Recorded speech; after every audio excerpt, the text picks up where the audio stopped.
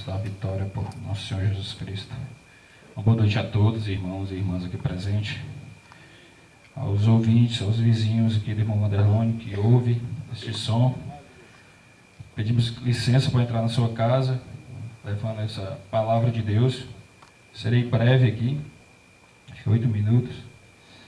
Quero falar um pouco aqui, pegar um gancho no que o pastor Joaquim falou no programa de rádio sobre porta estreita. E aqui em São Mateus 7,13, Mateus escreveu assim: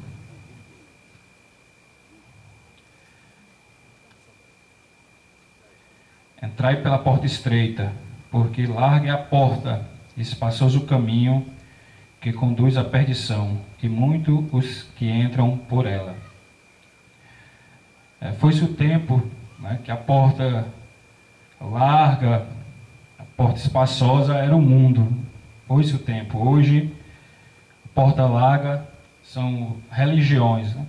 A porta estreita é o Evangelho de nosso Senhor Jesus Cristo. Aquele Evangelho que ele chegou para os apóstolos, lá em São Marcos 16, no versículo 15, ele disse: ide a todo mundo, pregai o Evangelho a toda criatura.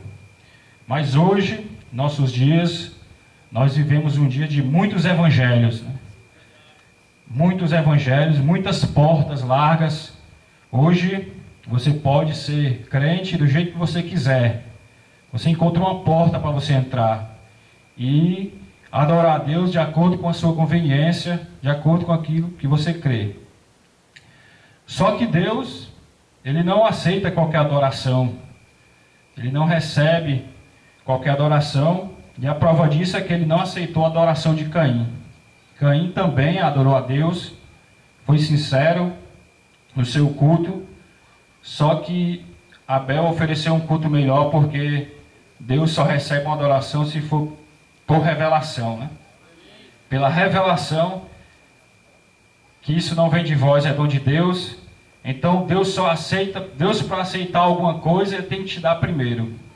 Ele não aceita nada do homem. O apóstolo São Paulo, escrevendo aos Efésios, seu capítulo 2, eu não vou lembrar do versículo, mas ele disse que a salvação é de graça e isso não vem de vós, é dom de Deus. Então, Deus primeiro nos dá para depois exigir.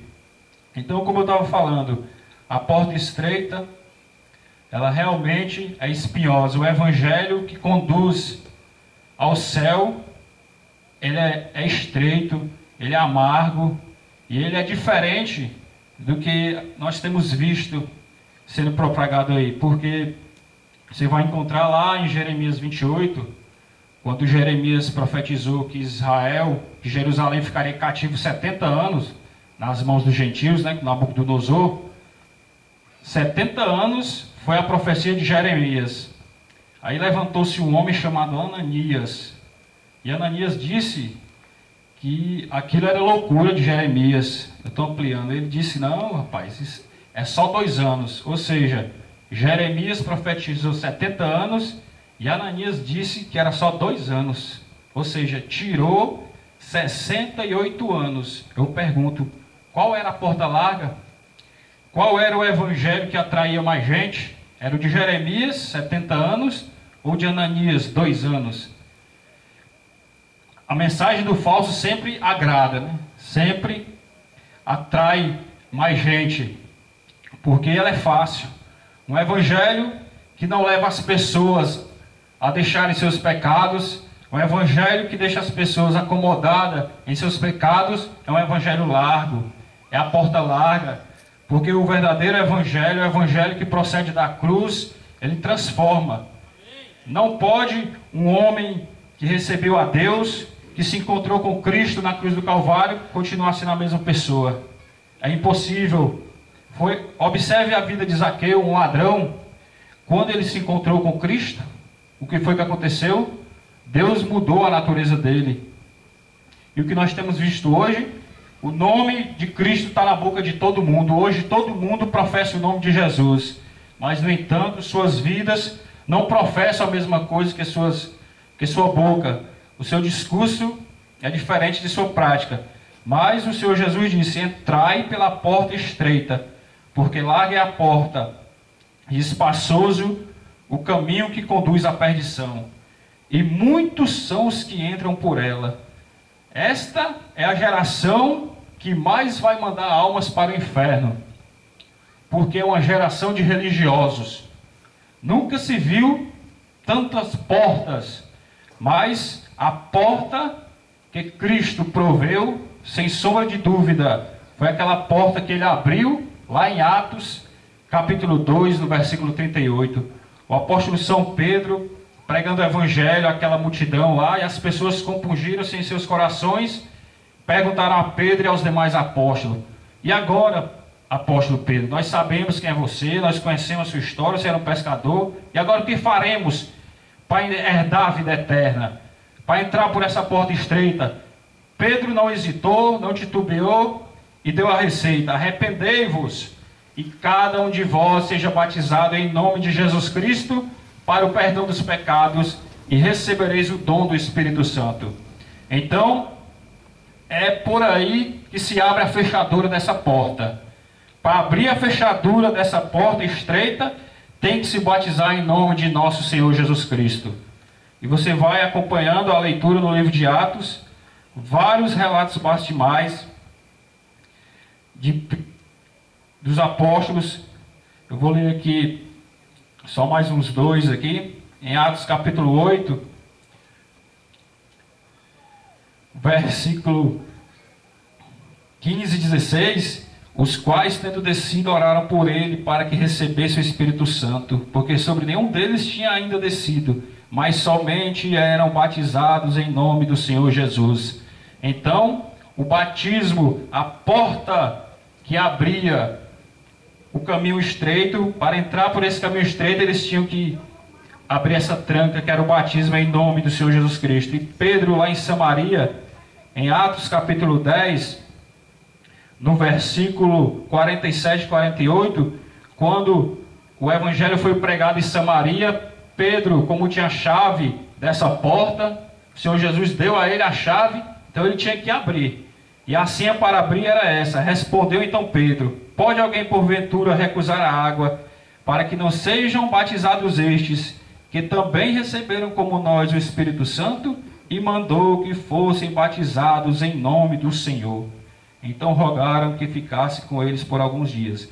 Então, a Bíblia é clara em mostrar que para entrar neste caminho, essa tranca tem que ser aberta, que é o arrependimento e o batismo em nome de nosso Senhor Jesus Cristo.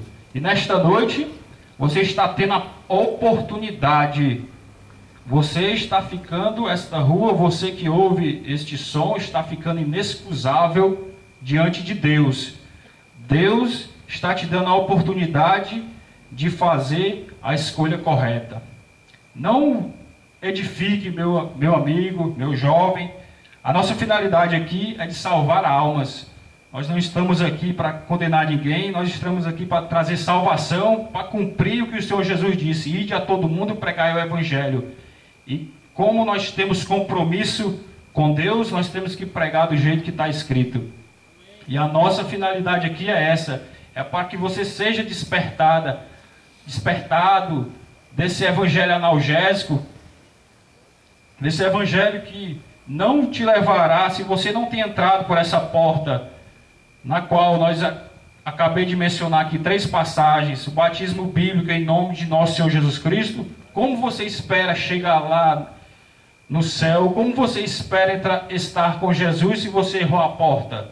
Se você não entrou na porta correta? A porta correta deste caminho, sem sombra de dúvida, é a doutrina dos apóstolos, porque a igreja primitiva, a igreja que começou lá em Jerusalém, ela estava edificada no fundamento dos apóstolos. Ela perseverava na doutrina dos apóstolos. Está lá em Atos capítulo 2, versículo 42. Então, o fundamento da igreja, o fundamento da nossa fé, sem sombra de dúvida, é a doutrina dos apóstolos, Efésios 2:20. E o apóstolo São Paulo, ele escrevendo 1 Coríntios 3:11, ele disse que ninguém pode pôr outro fundamento além do que já está posto. É por isso que nós batizamos em nome de nosso Senhor Jesus Cristo, Santa Ceia com pão asmo e vinho, lava-pés, a santidade, uma vida separada para Deus, porque isso era mandamento do Senhor. A igreja primitiva praticava essas coisas, e Deus não mudou. O que Deus exigia para que o homem, para que a mulher se salvasse lá nos dias de Jerusalém, ele não mudou, ele continua exigindo hoje.